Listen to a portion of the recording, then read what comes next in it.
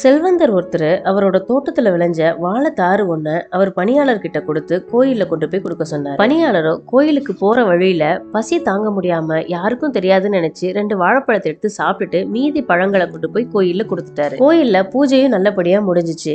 அன்னைக்கு இரவு அந்த செல்வந்தருக்கு ஒரு கனவு வந்துச்சு. அந்த கனவுல கடவுள், நீ கொடுத்த 2 வாழைப்பழம் ரொம்ப சுவையா இருந்துச்சு அப்படின்னு சொல்லியிருக்காரு.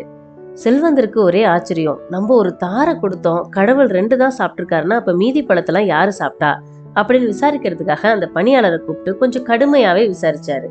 அந்த பணியாளரோ ரொம்ப பயந்து போய், ஆமாங்கய்யா, பசி தாங்க முடியாம நான் தான் 2 வாழைப்பழத்தை எடுத்து சாப்பிட்டேன் அப்படின்னு சொல்லியிருக்காரு. அப்பதான் அந்த செல்வந்தருக்கு புரிய வந்திருக்கு, ஏழைகளுக்கு உணவு கொடுத்தா அது நேரா கடவுளுக்கே கொடுத்ததுக்கு சமம்னு. அதுல இருந்து எப்பவுமே கடவுளை மனசுல நினைச்சுக்கிட்டு ஏழைகளுக்கு உணவளிக்க ஆரம்பிச்சாரு. இந்த கதையில வர மாதிரி நம்மளும் இனிமேலாவது பசிக்கிறவர்களுக்கு உணவு கொடுத்து நம்மளோட கடவுளை சந்தோஷப்படுத்தலாமே.